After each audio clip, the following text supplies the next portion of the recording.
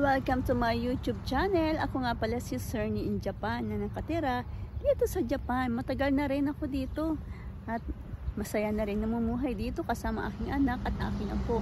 Ngayon nga pala, nandito tayo ngayon sa Cosmos Flower. Alam nyo pa, ito hindi yung nangyari dati nung summer season na sunflower naman. Dito rin ang pwesto na yon. At ito naman ang Cosmos Flower dahil season dito ngayon sa Japan. Dahil autumn season na nga, kaya pati mga bulaklak may season, di ba? Apat na season ngayon dito sa Japan. Ang summer, ang autumn, winter, at ang spring. Pag spring naman ay cherry blossom.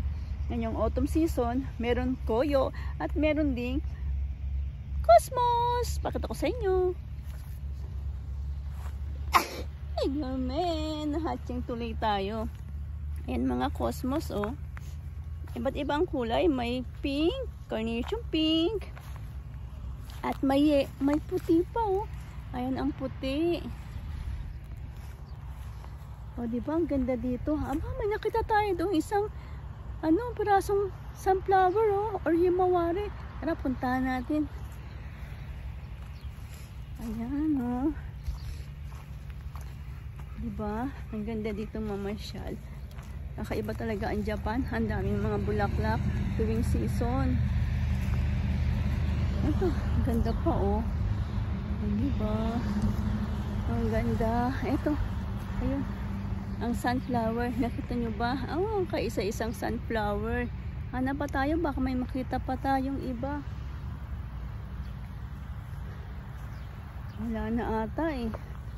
Ito may puti din. Wala tayong makita na sunflower. Ah, baka doon meron din. Tara. Ayan, oh, ang ganda dito, diba?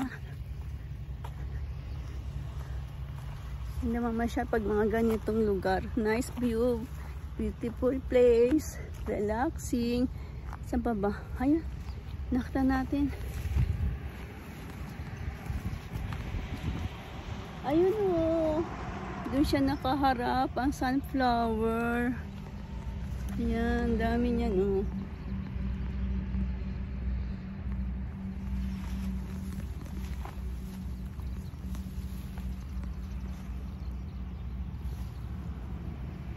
Dito nga pala, doon ang mga palayan na tuwing August at October nag-harvest.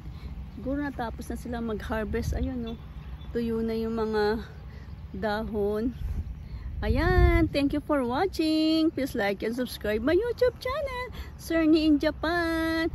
All about Japan ang aking content. Kaya please watch. Thank you. Arigato gozaimashita.